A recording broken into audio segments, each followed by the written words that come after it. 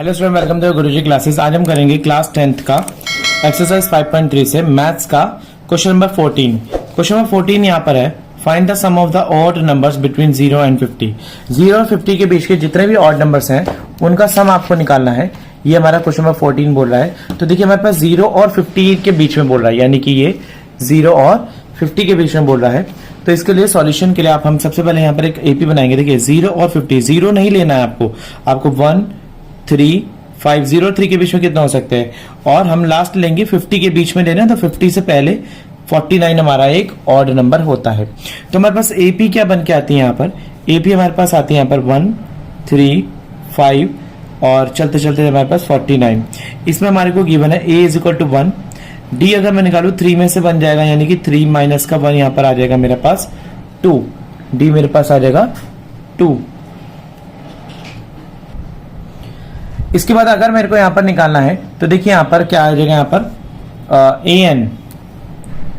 an is equal to यहां पर 49 है। तो इसी के साथ ही an का फॉर्मूला होता है an is equal to a plus n minus का 1 d, जो कि मेरे पास है 49। तो a मेरे पास टर्म है यहाँ पर, n मुझे देखिए यहाँ पर n पता नहीं है मेरे को यहाँ पर, और a यहाँ पर देखिए यहाँ पर a तो यहाँ पर 1 आ गया, प्लस n पता नहीं है यहाँ पर, और d यहाँ पर ऑलरेडी आ गया। इनके बीच का डिफरेंस जो है 3 में से 1 गया, 5 में 3 गया 2, d मेरे पास 2 है, तो यहाँ पर आ गया 49। इसके बाद अगर हम इसको फर्दर सॉल्व करेंगे तो 1 तो 1 ही हो गया, यहाँ पर कुछ और फर्क नहीं पड़ता यहाँ पर, सॉरी हाँ यस 1 तो 1 ही हो गया। तो यहाँ पर हो जाएगा n माइनस का 1, और ये हो जाएगा यहाँ पर ब्रैकेट में 2 इज इक्वल टू 49। अब ये 2 इधर अपॉन में है। देखिए यहाँ पर जो 1 था इधर आके माइनस का हो गया, प्लस का 1 इधर आके माइनस का हो गया, तो n माइनस का 1 ये आ गया यहाँ पर 2 is equal to 48।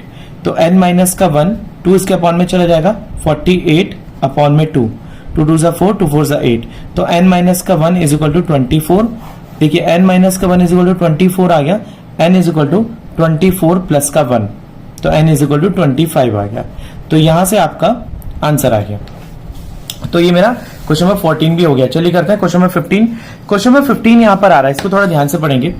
A contract on a construction job specifies a penalty for delay of completion beyond a certain date. देखिए एक कॉन्ट्रैक्ट है जो कि कंस्ट्रक्शन जॉब का है, स्पेसिफाई करता है पेनल्टी को अगर डिले होता है कंप्लीशन में किसी जॉब को सर्टेन डेट पर, तो 200 रुपए होती है पहले दिन, पेनल्टी पड़ेगी 250 रुपए दूसरे दिन, 300 रुपए तीसरे दिन। Penalty for each succeeding day, हर डे पर 50-50 रुपए पेनल्टी पड़ रही है।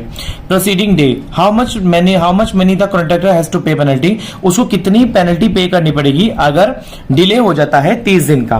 तो आप देखिए यहाँ पर पहली पेनल्टी यहाँ पर हमें सीधा बना लेंगे, यहाँ पर एपी को 200, पहली पेनल्टी मेरे पास 200 आ रही है, दूसरी में 50 प्लस कर देंगे 250, और तीसरी में आ गया यहाँ पर 300, करते करते चली जाएगी। तो उसे डेज निकालने, यहाँ पर ए आपका आ गया यहाँ पर 200, और डी यहाँ पर आ गया 250 माइनस का 200 इज इक्वल टू 50, और एन इज इक्वल टू 30, ये एन 30 आ चुका है।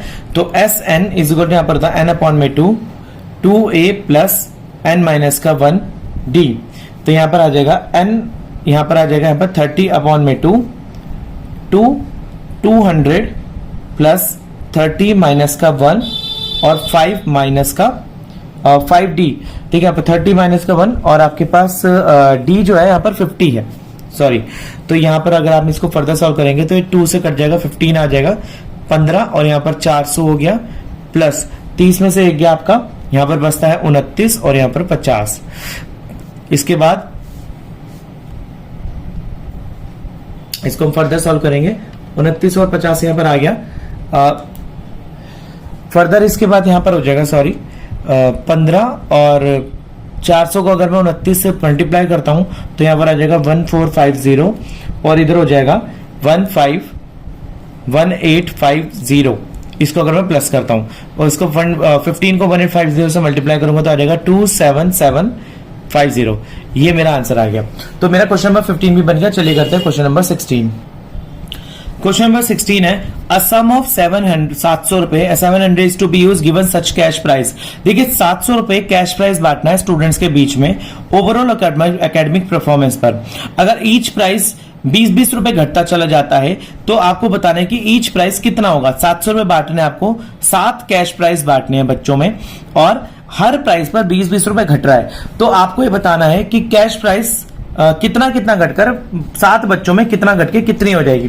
तो यदि मेरे को यहां पर कैश प्राइस नहीं बता है तो मैं सबसे पहले यहां पर करूंगा let first price is x, ठीक है, और सेकंड प्राइस मेरा होगा यहां पर x माइनस का 20, क्योंकि अगर 20 में से घट रहा है तो तभी तो यहां पर नेक्स्ट प्राइस बचेगा, और x माइनस 20 में से फिर x माइनस 40 जाएगा। जो थर्ड प्राइस मेरे पास क्या आएगा यहां पर x माइनस का 40, तो यही तो आएगा पर 20-20 रुपए घट रहे हैं ना। तो इसके बाद अगर मैं यहां पर बताऊं आपको कि A2, अगर मेरे को D निकालना है तो A2 माइनस का A1 होता है, तो A ये मेरा है, A2 मेरा ये है, A3 मेरा ये है, तो यानी कि x माइनस का 20 माइनस का x, इसमें से ये x कट गया, तो D आपका आ गया यहाँ पर माइनस का 20, तो मेरे पास D भी आ गया और A भी आ गया पर। अब आप देखिए AP क्या बनती है, AP मेरे पास बनेगी x माइनस का 20 और x माइनस का 40, ये बन गई। SN निकालना है यहाँ पे, सम निकालना है आपको, तो n अपॉन में 2a प्लस n माइनस का 1d इज इक्वल टू 700। 700 थी तो कैश प्राइस बांटना है। आगे देखते हैं इसको, यहां पर हो जाएगा 7 अपॉन में 2x, a क्या है आपके पास x प्लस 7 माइनस का 1, और यहां पर हो जाएगा d मेरे पास आ गया माइनस का 20 इज इक्वल टू 700। इसके बाद करेंगे यहां पर देखिए यहां पर हो जाएगा 7 अपॉन में 2, 7 अपॉन में 2, इसके बाद आपके पास आ जाएगा यहां पर, देखिए यहां पर ये 7 जो है मल्टीप्लाई में है इधर, इसके अपॉन में अगर क्रॉस मल्टीप्लाई करूं मैं यहां पर तो ये मल्टीप्लाई में है, ये वाली संख्या इसके मल्टीप्लाई में है, ये दोनों मेरे यहां पर मल्टीप्लाई में चले जाएंगे। देखिए ये मल्टीप्लाई में है तो ये 2 ऊपर चला जाएगा और 7 नीचे आ जाएगा। कैसे, देखिए 2x प्लस यहां पर आ जाएगा 6 माइनस का 20 और इज इक्वल टू 700, और ये मल्टीप्लाई में चला जाएगा यहाँ पर 2 अपॉन में आ जाएगा 7, ये आ गया आपका 7 से 7 कट के 100 आ गया। 100 को 2 से आप मल्टीप्लाई करेंगे तो यहाँ पर इक्वेशन बनती है आपकी 6 दूनी 12, इसको यहाँ पर भी सॉल्व करेंगे, और plus minus minus 2x minus का 120 इज इक्वल टू 200, ठीक है। इसके बाद अगर आप यहाँ पर करेंगे तो 2x 200 माइनस का 120 इधर आके प्लस का 120 हो जाएगा, और x इज इक्वल टू 200, 3 और 1 2 और 1 3, 320 बटे में 2, तो यहां से ये कट के आ जाएगा 160। x की वैल्यू आपके आ गई 160। अब मेरे पास x की वैल्यू 160 आ गई है, तो फर्स्ट प्राइस हम कितना निकालेंगे, देखिए हमारे पास फर्स्ट प्राइस मेरे पास आ जाएगा, यहां पर x मेरे पास आ गया 160, सेकेंड प्राइस मेरे पास आ गया 160 माइनस का 20 is equal to 140, third price मेरे पास आ गया 140 माइनस का 20 इज इक्वल टू 120, और फोर्थ प्राइस आ गया यहां पर 120 में से 20 जाएगा 100, फिफ्थ प्राइस आ गया यहां पर 120 में से 20 जाएगा तो यहां पर बचेगा 80, सिक्स प्राइस यहां पर जाएगा 80 में से 20 जाएगा 60, और सेवंथ प्राइस यहां पर आएगा 60 में से 20 गया यहां पर 40, तो कुल मिलाकर यहां पर 7 के 7 प्राइस मेरे आ गए, 7 प्राइस। तो ये हमारा क्वेश्चन नंबर 16 भी हो गया। चलिए करते हैं क्वेश्चन नंबर 17।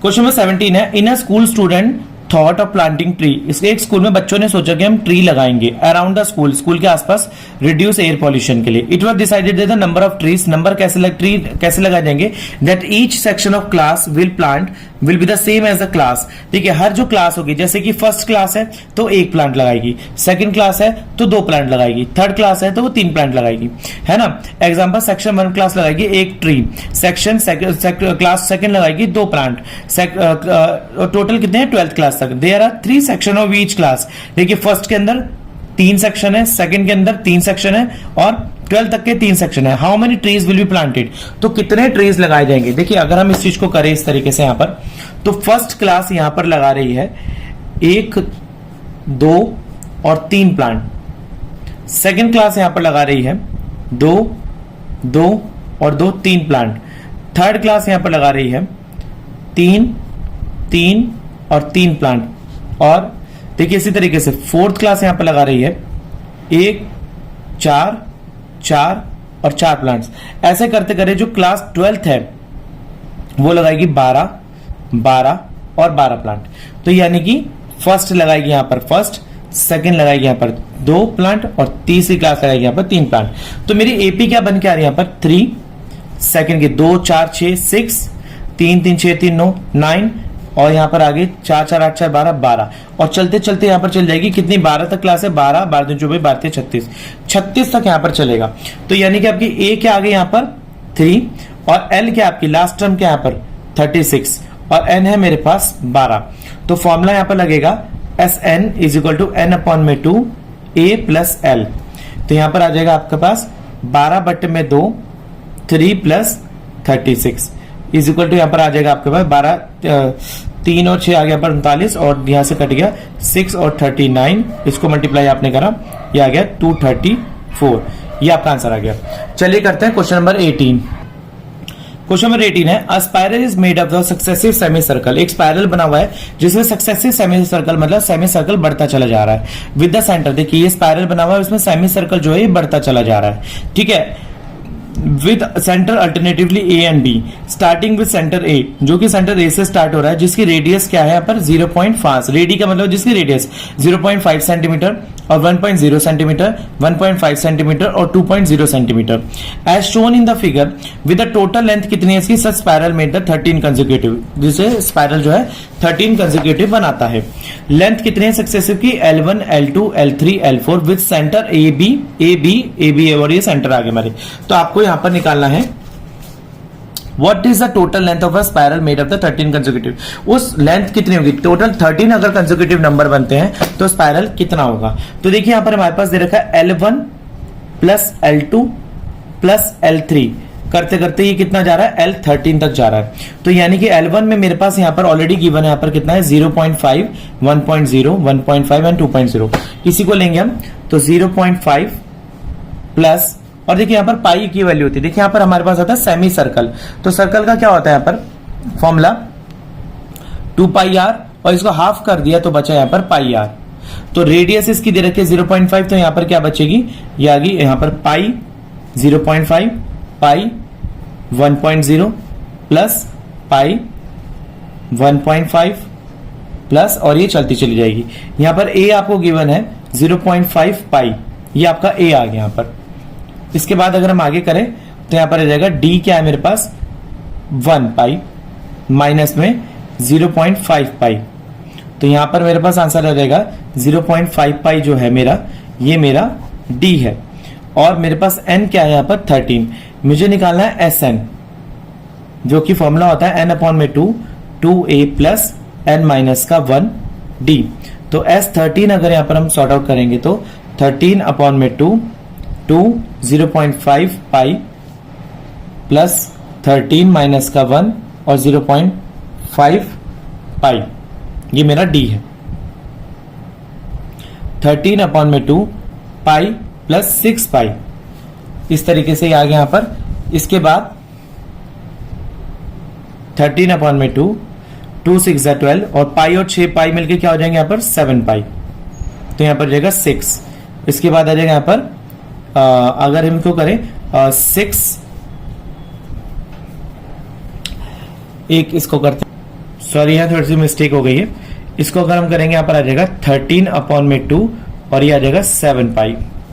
इसके बाद अगर हम इसको फर्दर सॉल्व करें 7 पाई की वैल्यू पाई की वैल्यू क्या होती है पाई की वैल्यू क्या फिट कर देते हैं 13 अपॉन में 2 इंटू 7 इंटू 22/7 यहाँ पर दे रखा है।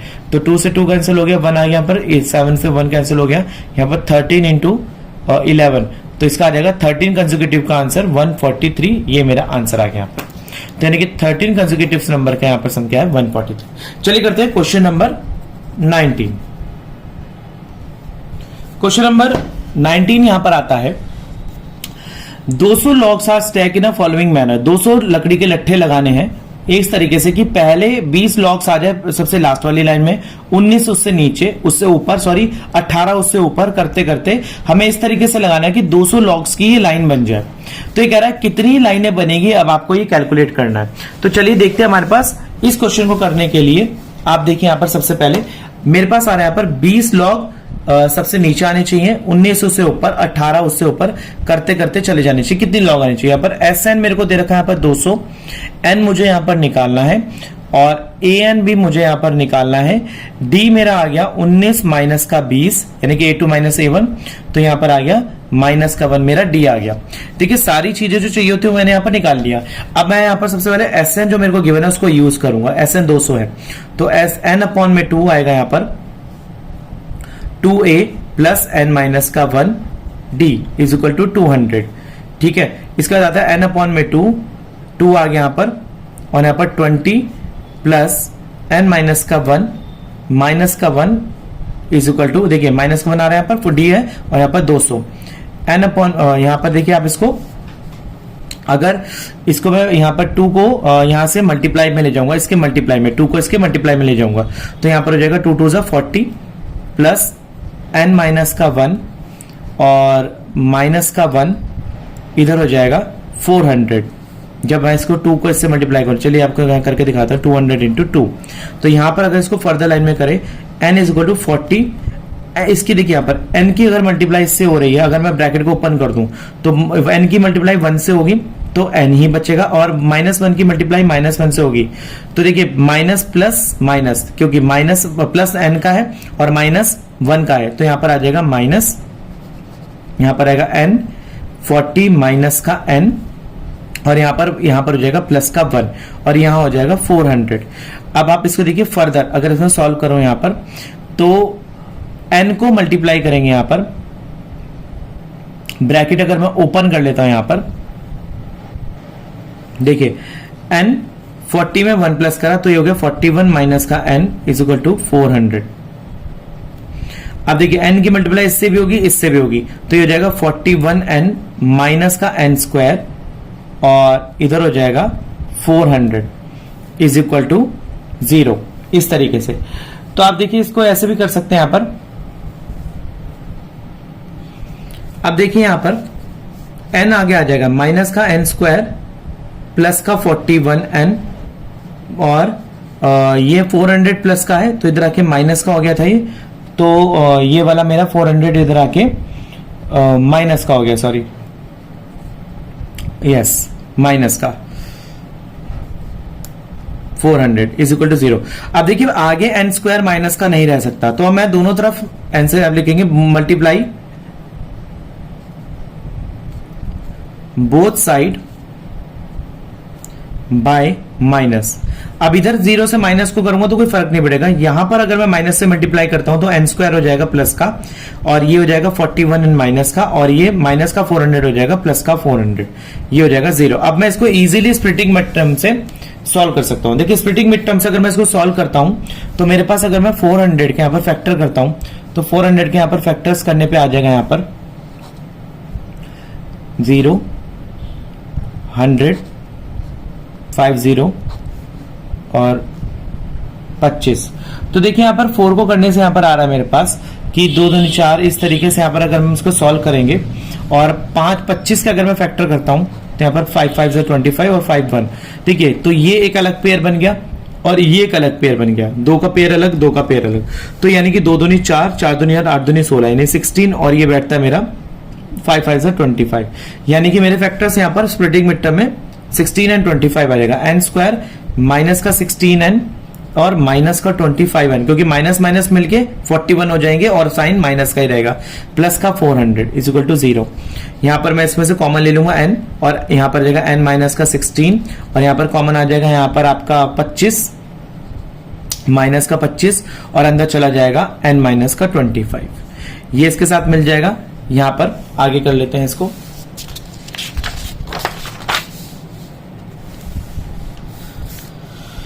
आगे जाने पर उसका आना था, देखिए आगे जाने पर यहां पर आ जाएगा ये n माइनस का 16, और इधर था मेरा माइनस का 25, n माइनस का 16 इज इक्वल टू 0, ये इसके साथ मिल जाएगा n माइनस का 25, और इधर रहेगा n माइनस का 16 इज इक्वल टू 0। अलग अलग सॉल्व कर लेते हैं। n माइनस का 25 आ गया यहाँ पर 0 और n माइनस का 16 is equal to 0, n is equal to 25 आ गया और n इज इक्वल टू 16 आ गया। देखिए n की वैल्यू 2 आ गई है, तो मेरे को a 16 और a 25 दोनों रखकर देखना पड़ेगा। यानी कि अगर मैं देखूं यहाँ पर n 16 और n 25 दोनों रख के देखते हैं कौन सी टर्म आ रही है। तो अगर मैं a 16 रखता हूं यहाँ पर तो a प्लस 15d हो जाएगा मेरा।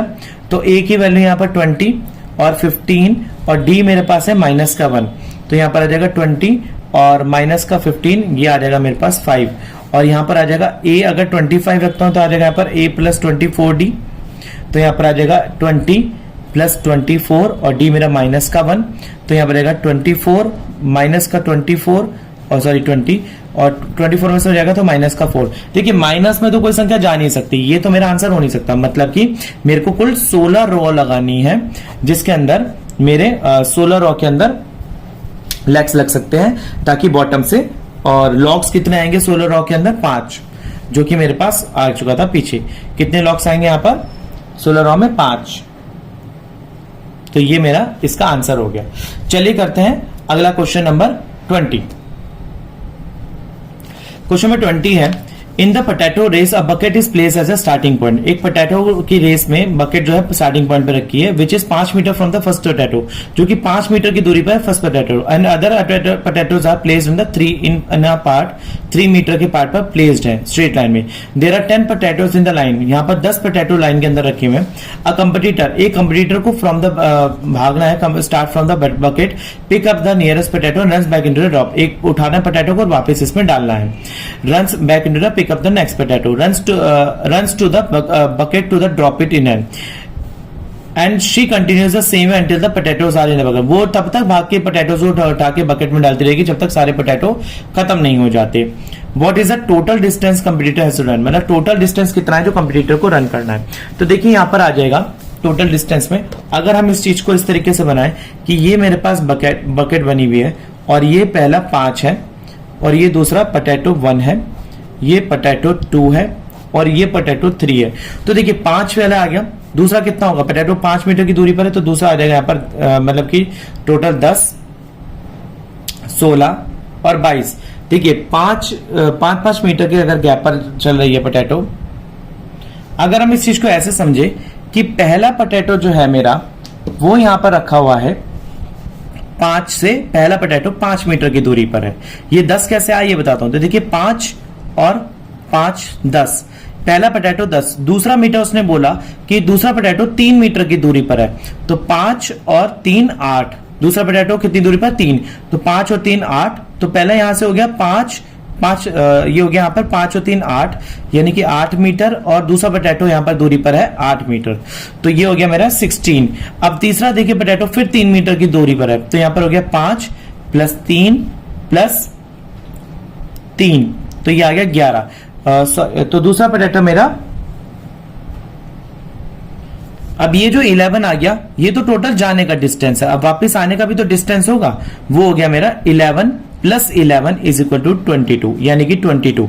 देखिए कैसे आया ये, 5 जाने का 5 आने का, तो ये हो गया 10, और फिर 5 और 3 8, 8 जाने का 8 आने का, तो ये 16, फिर यहां पर हो गया 5 और 3 8 9 10 11, 11 जाने का 11 आने का, तो ये हो गया मेरा 22।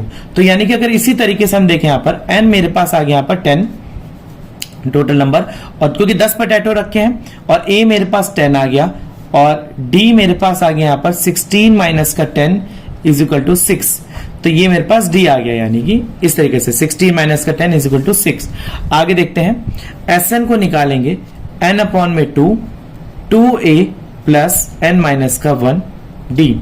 अब देखिए यहाँ पर S10 निकालना है आपको, तो 10 अपॉन में 2, 10 प्लस 10 माइनस का 1 इज इक्वल टू 6, तो यहां पर आ जाएगा आपके पास आंसर 5, 2 से 5 गया, और यहां पर आ जाएगा आपका 20 प्लस यहां पर आ जाएगा 9, और यहां पर आ जाएगा 6।